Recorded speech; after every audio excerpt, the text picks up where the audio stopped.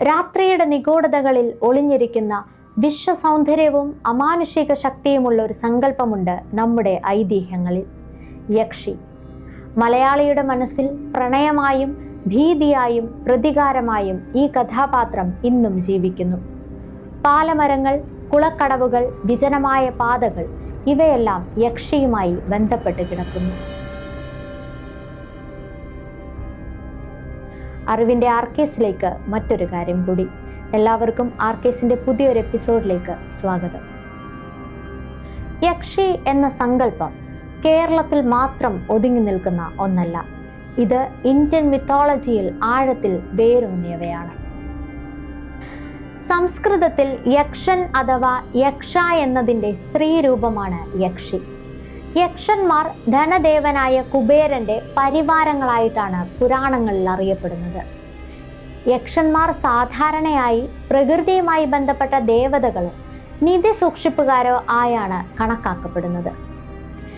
യക്ഷികൾക്ക് സാധാരണയായി പ്രത്യേകിച്ച് പാല, ആൽ തുടങ്ങിയ വൃക്ഷങ്ങളുമായും ജലാശയങ്ങളുമായും ബന്ധമുണ്ട്. ബുദ്ധ ജൈന പാരമ്പര്യങ്ങളിലും യക്ഷികൾക്ക് സ്ഥാനമുണ്ട്. ജൈനമതം പല ജൈന തീർത്ഥാടകന്മാരുടെയും ശാസന ദേവതയായി യക്ഷികളെ കണക്കാക്കുന്നു. അവർ ധർമ്മത്തെ സംരക്ഷിക്കുന്ന ശക്തികളാണ്.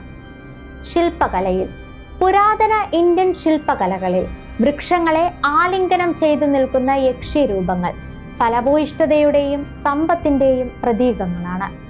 സാഞ്ചിയിലെയും ഹർഹൂത്തിയിലെയും സ്തൂപങ്ങളിൽ യക്ഷി ശില്പങ്ങൾ ധാരാളമായി കാണാം. ഇവ പിന്നീട് കേരളീയ വാസ്തുവിദ്യയിൽ കാണുന്ന സുന്ദരമായ കന്യാശില്പങ്ങൾക്ക് പ്രചോദനമായിട്ടുണ്ട്. കേരളത്തിലെ മാറ്റം. വടക്കേ ഇന്ത്യയിൽ യക്ഷിക്ക് ധർമ്മ സംരക്ഷകയുടെ ഭാവമായിരുന്നെങ്കിൽ കേരളീയ ഐതിഹ്യങ്ങളിൽ യക്ഷിക്ക് രണ്ട് പ്രധാന ഭാവങ്ങൾ കൈവന്നു. പ്രതികാരദാഹിയായ പ്രേതം. അകാലത്തിൽ മരിച്ച സ്ത്രീകൾ പ്രതികാരം വീട്ടാനായി യക്ഷിയായി മാറുന്നു. വിശ്വസുന്ദരിയായ രാക്ഷസി. സൗന്ദര്യം കൊണ്ട് പുരുഷന്മാരെ ആകർഷിച്ച് രക്തം കുടിച്ചു കൊല്ലുന്ന ദുർദേവത. കേരളത്തിലെ യക്ഷിക്കഥകളിൽ യക്ഷിയുടെ പിറവിക്ക് പിന്നിൽ ഒരു ദുരന്ത കഥയുണ്ടാകും. ഒരു സ്ത്രീക്ക് അകാലത്തിലോ ആത്മഹത്യയിലൂടെയോ അല്ലെങ്കിൽ വഞ്ചിക്കപ്പെട്ട് ആഴത്തിലുള്ള വൈരാഗ്യത്തോടെയോ മരണം സംഭവിക്കുമ്പോൾ ആ സ്ത്രീയുടെ ആത്മാവ് യക്ഷിയായി മാറും. പ്രണയം നിഷേധിച്ചവരോട്, ഭർത്താവിനോട് അല്ലെങ്കിൽ ഒരു പ്രത്യേക വംശത്തിലെ പുരുഷന്മാരോട് പ്രതികാരം ചെയ്യാനുള്ള തീവ്രമായ ആഗ്രഹമാണ് യക്ഷിയുടെ മുഖമുദ്ര. വശ്യ സൗന്ദര്യം. യക്ഷികൾ അതിസുന്ദരികളായിരിക്കും. ആരെയും ആകർഷിക്കുന്ന രൂപവും പാതിരാത്രിയിൽ പോലും തിളങ്ങുന്ന കണ്ണുകളും ഉണ്ടാവും. രാത്രി സഞ്ചാരം. പ്രധാനമായും രാത്രികാലങ്ങളിലാണ് ഇവരുടെ സഞ്ചാരം. വിജനമായ പാതകളിലും പാലമരച്ചുവട്ടിലുമാണ് ഇവരുടെ വാസം. രക്തദാഹം. പുരുഷന്മാരെ വശീകരിച്ച് രക്തമൂറ്റിക്കുടിക്കുക എന്നതാണ് ഇവരുടെ ഇഷ്ടവിനോദം. ചില കഥകളിൽ ഗർഭിണികളെയും കുട്ടികളെയും ഉപദ്രവിക്കുന്നതായും കാണാം. പാലമരം. യക്ഷിയുമായി ഏറ്റവും കൂടുതൽ ബന്ധമുള്ള വൃക്ഷമാണ് പാലമരം. പാലപ്പൂവിന്റെ തീവ്രമായ ഗന്ധം യക്ഷിയുടെ സാന്നിധ്യം സൂചിപ്പിക്കുന്നു. ഈ മരങ്ങളിൽ ഇവരുടെ ആത്മാവിനെ കുടിയിരുത്തുന്നതായും വിശ്വസിക്കപ്പെടുന്നു. രക്ഷാമാർഗങ്ങൾ. മന്ത്രവാദികൾ. യക്ഷിയെ നിയന്ത്രിക്കാൻ കഴിവുള്ള മന്ത്രവാദികളും വെളിച്ചപ്പാടുകളും ഐതിഹ്യങ്ങളിലുണ്ട്. ദേവീക്ഷേത്രങ്ങൾ. ചില ശക്തരായ ദേവീക്ഷേത്രങ്ങൾക്ക് സമീപം യക്ഷികൾക്ക് പ്രവേശിക്കാൻ കഴിയില്ലെന്ന് വിശ്വസിക്കപ്പെടുന്നു. കേരളത്തിലെ പ്രശസ്തമായ യക്ഷിക്കഥകൾ. കേരളത്തിലെ വിവിധ പ്രദേശങ്ങളിൽ തനതായ യക്ഷിക്കഥകളുണ്ട്. കല്ലിയങ്കാട്ട് നീലി. പ്രതികാരത്തിന്റെ തീജ്വാല. പണ്ട് തമിഴ്നാട്ടിലെ കല്ലിയങ്കാട് എന്ന സ്ഥലത്ത് നീലി എന്നൊരു സുന്ദരിയുണ്ടായിരുന്നു. നീലിയെ വഞ്ചിച്ചും കൊലപ്പെടുത്താൻ ശ്രമിച്ചും ഒടുവിൽ ഒരു യാത്രക്കിടയിൽ കൊലപ്പെടുത്തുകയും ചെയ്തത് അവളുടെ ഭർത്താവായിരുന്നു.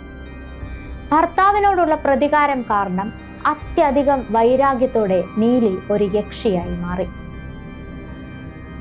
നീലിയുടെ ഭർത്താവ് വീണ്ടും കേരളത്തിൽ ഒരു ബ്രാഹ്മണനായി ജനിച്ചു.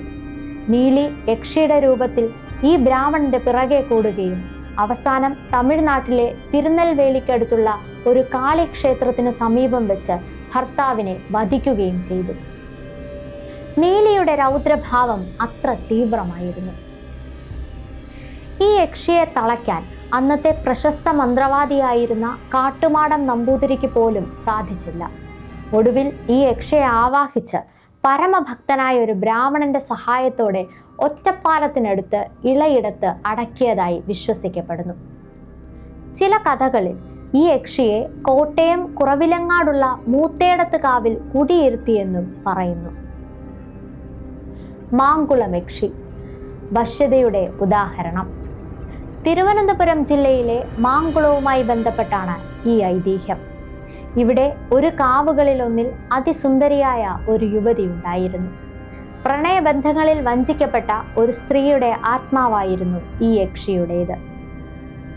മാങ്കുളത്തെ രാത്രി സഞ്ചാരികളെ, പ്രത്യേകിച്ച് യുവപുരുഷന്മാരെ അതിമനോഹരമായ രൂപത്തിൽ വശീകരിച്ച് ഈ യക്ഷി രക്തം കുടിച്ച് കൊല്ലുമായിരുന്നു. പലരും ദുരൂഹ സാഹചര്യങ്ങളിൽ കൊല്ലപ്പെട്ടു.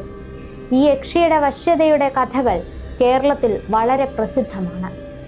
ഒരു പ്രതികാരം ചെയ്ത സ്ത്രീ എന്നതിലുപരി പുരുഷന്മാരെ പരീക്ഷിക്കുന്ന ഒരു ദുർദേവതയുടെ ഭാവമാണ് ഈ കഥാപാത്രത്തിന്. യക്ഷിക്കഥകൾ വെറും കെട്ടുകഥകളായി മാത്രം കാണാൻ കഴിയില്ല. അതിനു പിന്നിൽ ശക്തമായ ഒരു സാമൂഹിക മനഃശാസ്ത്രമുണ്ട്. കേരള സമൂഹത്തിൽ സ്ത്രീകൾക്ക് സാമൂഹികവും ലൈംഗികവുമായ സ്വാതന്ത്ര്യം കുറവായിരുന്ന ഒരു കാലഘട്ടത്തിൽ യക്ഷി എന്നത് പ്രതികാരം ചെയ്യാനും സ്വന്തം ഇഷ്ടമനുസരിച്ച് ജീവിക്കാനും അടിച്ചമർത്തപ്പെട്ടതിനെതിരെ പോരാടാനും കഴിവുള്ള ഒരു സങ്കല്പമായി മാറി. യക്ഷി സമൂഹത്തിന്റെ നിയന്ത്രണങ്ങൾക്ക് വഴങ്ങാത്ത, ശക്തനായ ഒരു പുരുഷനെ പോലും നശിപ്പിക്കാൻ കഴിവുള്ള സ്ത്രീയുടെ പ്രതിനിധിയായി. ലൈംഗികതയെക്കുറിച്ചുള്ള യാഥാസ്ഥിതിക കാഴ്ചപ്പാടുകൾ നിലനിന്നിരുന്ന സമൂഹത്തിൽ യക്ഷി എന്നത് നിയന്ത്രിക്കാനാവാത്ത സ്ത്രീയുടെ ലൈംഗിക ആകർഷണത്തിൻ്റെയും അതിൽ നിന്നുടലെടുക്കുന്ന ഭയത്തിൻ്റെയും പ്രതീകമായി. പുരുഷന്റെ ധാർമ്മികതയുടെ പരീക്ഷണം കൂടിയായിരുന്നു ഈ കഥാപാത്രം. വൈദ്യശാസ്ത്രം വികസിക്കാത്ത കാലത്ത് അപ്രതീക്ഷിത മരണങ്ങൾ, മാനസിക രോഗങ്ങൾ, ദുരൂഹമായ അപകടങ്ങൾ എന്നിവയെല്ലാം യക്ഷി പോലുള്ള അമാനുഷിക ശക്തികളുടെ പേരിൽ വിശദീകരിക്കപ്പെട്ടു. വിശ്വസൗന്ദര്യമുള്ള മാങ്കുളത്തെ യക്ഷിയാകട്ടെ, പ്രതികാരദാഹിനിയായ കള്ളിയങ്കാട്ട് നീലിയാകട്ടെ, യക്ഷി എന്ന മിത്ത് കേരളത്തിന്റെ സാംസ്കാരിക ഓർമ്മയിൽ നിന്നും ഒരിക്കലും മാഞ്ഞു പോകില്ല. അത് കേവലം ഒരു പ്രേതകഥയല്ല, മറിച്ച് പ്രതികാരം ചെയ്യപ്പെട്ട സ്ത്രീയുടെ വേദനയുടെയും നിയന്ത്രിക്കാനാവാത്ത പ്രകൃതി ശക്തിയുടെയും ഒപ്പം നിത്യമായി നിലനിൽക്കുന്ന മനുഷ്യ ഭയത്തിൻ്റെയും പ്രതീകമാണ്. യക്ഷിക്കഥകൾ ഇന്നും നമ്മോട് സംസാരിക്കുന്നത് മനുഷ്യന്റെ വൈകാരികതയെക്കുറിച്ചും സാമൂഹിക നീതിയെക്കുറിച്ചുമാണ്. ഞങ്ങളുടെ ഈ വീഡിയോ നിങ്ങൾക്ക് ഇഷ്ടമായെങ്കിൽ ഈ വീഡിയോ ലൈക്ക് ചെയ്യുക, ഷെയർ ചെയ്യുക, ഞങ്ങളുടെ ചാനൽ സബ്സ്ക്രൈബ് ചെയ്യുക.